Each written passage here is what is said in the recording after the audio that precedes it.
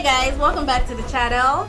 Today's video is all about natural hair. I'm going to be talking about natural hair, at least to the best of my knowledge. People often ask me questions about my natural hair, and I thought I should do this video so that I could easily just say, okay, I have a video up on the channel that you should watch and all your questions will be answered. Yeah, but I didn't do this video for some time now because I sort of did not want to be known as a natural hair vlogger. Not that I have anything against it, but I was like, I want people to see some versatility. You know, tomorrow I might be wearing a weave, tomorrow I might color my hair, I might like alter my hair or anything, and I wouldn't want you guys to feel like, oh, but she used to be a natural hair vlogger. I don't know if you guys understand me, but yeah, that is why I haven't done this video up until now. But I realized that, well, if it's in high demand and people really want to know, I should give the people what they want, right? So, first of all, a little history about my hair. Let me show you guys what my length is right now. I'm trying to stretch it out with my hand now, so like how long my hair is, and this is 2 years worth of growth. So I guess a lot of people feel like if in 2 years you can achieve this length, that I should be able to give advice. So I'm just going to be telling you guys what has worked for me and what I think you should do as a new naturalista or someone who is inquisitive to know the best way to manage and to grow their natural hair. I'm not a natural hair expert, but I'm going to tell you guys what works for me. And believe me, I'm probably like the laziest natural hair person you're going to meet out there. I always look for shortcuts, and I don't really like to experiment a lot with products and with different steps, so I'm just going to keep it simple. So let's just get right into the video. First thing I'm going to say is, before you go natural, you should ask yourself why you want to go natural. Why do you want to go natural? Do you want to go natural because it's a trend and you just want to get on the bandwagon, or are you at a place where you feel like you want to experiment with your hair, or do you just want to embrace being natural, like leaving your hair in the state God made it, in the state that which it grows out of your scalp? Like whatever your reason is, make sure you're getting in for a right reason and make sure you're getting in for yourself. Like for me, I went natural by accident. Yes, when I was relaxed back then, like I've been relaxed pretty much as long as I can remember, but back then in 2016 I kind of colored my hair for the first time ever, and it was a disaster. The lady put in red dye in relaxer, like relaxer, she mixed the red dye with the relaxer and then she relaxed my hair, and my hair was previously relaxed like 2 weeks ago. It was already 2 weeks post relaxer, and she put in another relaxer mixed with the dye and put it in my hair, and of course you can imagine the effect of that. My hair was breaking, my hair became so scanty, it became so unhealthy, like I could see my scalp, there was no volume to it, and I was like, what the hell? I need a fresh start, and that was what happened. So I stopped relaxing my hair, I let it grow. My plan was to transition for a year, but I ended up transitioning for like 10 months because most of the hair at the back, the relaxed part had fallen off. So you'd see like the scanty part in front and then the back was short, so it felt odd. So I had to just trim everything with the scissors. My sister did that for me, and since then I've been natural. So I did not plan to be natural, it just happened. I never put in relaxer, and I liked the way the hair was looking, and I was under the impression that my hair was going to look a certain way, like what I show you guys in this picture. Then I was very clueless about natural hair, so I kind of thought my hair was going to look like that, not knowing that it was going to look like this, which is where knowing about your different hair types comes to play. As an African, I'm a West African, I am Nigerian, and yeah, I have the 4C hair. So type 4 hair is very common over here in Africa. So I was disappointed, but then I grew to love my hair, you know, embracing the versatility and all the whole beauty of this natural hair, type 4C hair specifically. So I'm repping it for all the 4C hair girls listening to this video and watching me right now. I'm going to tell you guys the things to expect when you go natural. Number one, you're going to get silly questions from people.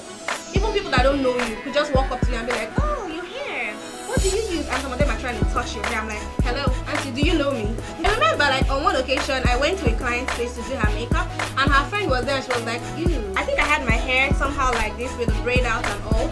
And she was like, when last did you comb your hair? Is this hair even clean? Like she was openly dissing me, and this is the woman that is much older than me, so of course I couldn't give her some like rude retort or anything. I'm like, okay, after all she's a friend to my client, so I couldn't give her a comeback. I just swallowed it. So expect that when you're a naturalist, especially from people that don't know anything about natural hair. Another thing you should expect is being viewed as a religious fanatic, or people thinking you belong to a particular church because your hair is natural. They're like, oh, do you go to so church? because you guys don't believe in relaxing your hair. No, it's not about my church, it's not about my religious preferences. It's just that I want to be natural. Capish? Okay? Then another thing you should expect is that you should get ready to care for your hair by yourself. People that are not natural will not know how to care for your hair. So you can't just walk into any random salon and expect them to be able to even comb your hair. Will be a problem for these people. And, oh no, you don't have to comb the hair this way. Auntie, are we fighting? Auntie, I can't use this type of comb to comb my hair. Auntie, what have I done for you? You're going to find yourself dedicating more time to your hair and doing a lot of things by yourself for your hair and finding out more about your hair, because it's an entire journey. And another thing you should be ready to do when you become natural is to unlearn things that you already know from your time being relaxed. Those things that used to work for your hair then, you'll have to unlearn them and learn new things that will work for your natural hair, because natural hair requires a lot more care, more dedication, and there are some rules you have to follow. But believe me guys, rules are meant to be broken. My sisters in the tropical countries, our hot weather does have an effect on our hair. Yes, it does. When you're a naturalista, moisture is your friend. So imagine what it is living in a hot country, in a tropical country like in Nigeria. Our hair tangles more, our hair might break more. We have to put in a little more being in these tropical countries that we are. One more thing you should be ready for before you go natural is to dedicate time to your hair. If you're the kind of person that gets frustrated easily or gets too lazy or finds it hard to commit to something, or you're too busy, you can't find time out of your schedule to take care of your hair, believe me, there are shortcuts to some things. But if you don't have that time, if you don't have that commitment, if you don't have that patience, you should probably reconsider going natural. Get ready for the stares, get ready for the questions, and a lot more times than often, get ready for compliments. Yeah, I get compliments about my hair a lot, and sometimes I'm like, it's totally worth all the stress. Number one thing you need to note when you're becoming a new naturalista is that not everybody's secrets or regimen will work for you. So sometimes you have to be ready to do things your own way, ready to do your own research and find what works for your hair. And when you find what works for your hair, please stick to it. Another thing you guys need to know when you're going natural is that protective styling and wigs are big. Like when it comes to protective styling, we're talking about any hair in which your hair is hidden, particularly the ends of your hair, the tips. Any hair that basically hides the tips of your hair is called protective styling, because that way the hair is protected from the harsh elements and that way can retain more moisture and doesn't break and it grows. Invest in wigs, and also protective styles are good for your hair as a naturalista or even as someone that is transitioning. Let's talk about how you comb your hair. Because a lot of people always talk about, oh, my hair gives me headache, oh, I can't comb my hair, oh, my hair is usually too hard, it's too strong. So let me just tell you guys what I know from experience that works. Now, the first thing you shouldn't do with your natural hair when you want to comb it is do not comb your natural hair when it is dry. If you comb your hair when it is dry, it is definitely going to hurt. Make sure your hair is damp when you comb it. By damp, I don't mean dripping wet. By damp, I mean you should just spritz it with water. Like over here, I have my spray bottle. What I have in here is a mixture of water, leave-in conditioner, and I have coconut oil here and black castor oil. So this is what I use to spritz my hair. You're advised to do this as often as you can. Some people may be so religious with it and do it like twice a day. Some people do it like once a day. But what I do is that whenever my hair is not in a protective style, I try to spritz my hair as often as I can. When you spritz your hair and make it moist, then you can comb your hair. It'll make it a bit better, especially when there's leave-in conditioner. Leave-in conditioner makes your hair easier to manage, makes your hair softer. So for those of you that have tough hair, invest in a good leave-in conditioner. Like for instance, I have two here that I use. This is the Air Naturals leave-in lotion, Air Naturals. While this one is more recent, I just got it more recently. This is the Mamiya Organics leave-in conditioner detangler. Mind you, leave-in conditioners, you don't have to wash them out of your hair, so you just spritz them in your hair with a mixture, just like I have in my spray bottle there. And when I do that, my hair will be ready to comb. Then when combing your hair, please ladies, stay away from combs like this. You can see this comb, it's too small. You should rather invest in a comb like this. This is the wide tooth comb. See, when you want to comb your hair, it's best for you to divide your hair into sections. For instance, when I want to comb my hair, I divide it into 4 sections, and I will like comb each section one after the other. I'll first of all spritz that section with water, then I will hold it at the tip and begin to comb from the tip, and then I progress to the middle part. I comb down from the middle, then before I go into the roots. To make it easier for you, before you even begin to go in with your comb, just right after you spritz with the contents of your spray bottle, to make it easier for you, you can finger detangle. Finger detangling is basically running your fingers through your hair to get rid of any knots and to make the passage of the comb easier through your hair. So that is how you comb your natural hair. Another thing that will make your natural hair journey easier is to deep condition. What I do is that whenever I take out the protective hairstyle, I deep condition. Some people tell you they do it every week. Some will say they do it every 2 weeks. And I have a video about deep condition. I'm just going to link it up there, so feel free to check it out. Although I'm doing it in a way that is slightly different from how I did in that video, so I might have an updated version for you guys out soon. Deep condition your hair as often as you can. That way your hair is going to retain more moisture, it's going to be healthier, it's going to be more shiny, it's going to retain length. Basically there are different type of deep conditioners for different results. If your hair is weak and you want it to get stronger and stop breaking, there's a kind of deep conditioner you need to use for that. If you want your hair to grow thicker, if you want your hair to retain length, like there are different deep conditioners for different effects on your hair. So do your research. So you can make the organic deep conditioner, which is what I do. I use eggs and mayonnaise and some other stuff, or you could just buy the one off the shelf, the ones that are already packaged like in bottles or whatever off the shelf. But I prefer the natural one. So make sure you deep condition your hair. Your hair is really going to thank you for that. Another thing about natural hair is that you need to invest in a good bonnet. This is what a satin bonnet looks like. You can see.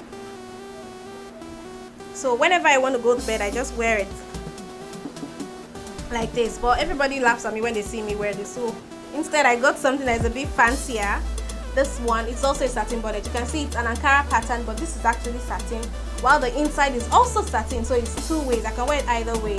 Now, what a satin bonnet does is that the satin actually does not remove moisture from the hair. So that way, when you use this at night, it retains your moisture and your hair doesn't break.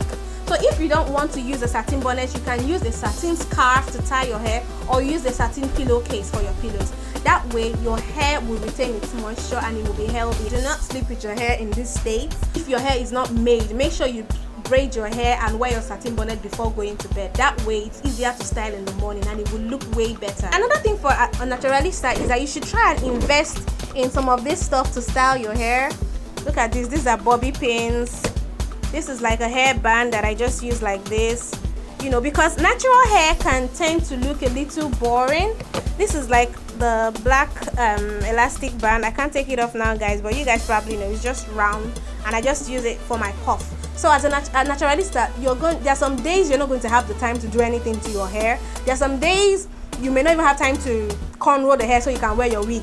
These things here are your saving grace. You can style your hair and go out of your house and leave your house looking at least somewhat presentable. Then yeah, speaking about hair products, when it comes to laying your edges, because everybody's crazy about edges, this works for me. This is like the only thing that I've seen that works for me, and it's called hair wax. Speaking about things you need to get for your hair, please do not be a product junkie. It's not everything that everyone tells you will work for your hair that you should go out and buy. I limit the things that I use on my hair. I've already mentioned the conditioners that I use, the leave-in conditioners.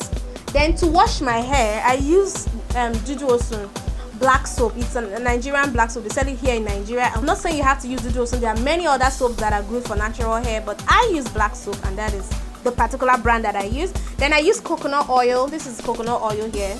So I use Jamaican black castor oil. This is my Jamaican black castor oil, and this one contains mango and lime. So I mix it again in that spray bottle with everything else in the spray bottle. Then for the hair creams that I use, of course I will classify my shea butter as hair cream. This is my shea butter, guys, and it's really creamy. It's so good for natural hair. It's even good for skin too, so you should get this if you're a naturalista. Make sure you get some shea butter. Then for my hair cream, I use the virgin hair fertilizer. You guys forget how shameful this looks right now. I've been using this for a long time, so that is why it looks like this. So this one is the Wilmat Hair Grow. I use this for my edges particularly, and this one is Hair Wonder for my edges also, and they really work. One thing I left out is that whenever I wash my hair, I do not dry my hair using my towel, because I read somewhere that when you use your towel to dry your hair, the towel, because of the fabric the towel is made of, it tends to take out excess moisture from the hair. Some of the moisture that originally should have been left in the hair is taken out. So what I do instead is that I use a cotton t-shirt and I just like dab off the excess water and I let it air dry. You won't believe that for the 2 years that I've been natural, I have not applied heat on my hair. So I intend to apply heat on my hair one day. I'm going to stretch this hair out, you know, but yeah, it's advisable for you to use as least possible heat as you can on your natural hair, because heat actually destroys the cuticles of the hair. It's going to lead to a lot of breakage and all that. Try your very best. It's always best to allow your hair to air dry. And so yeah, that's basically it. So if you guys have any other questions you want me to address, please leave it in the comment section. And I hope you guys enjoyed this video. Be sure to give this video a thumbs up and subscribe to my channel if you are not subscribed, and I'll see you guys in my next video. Bye.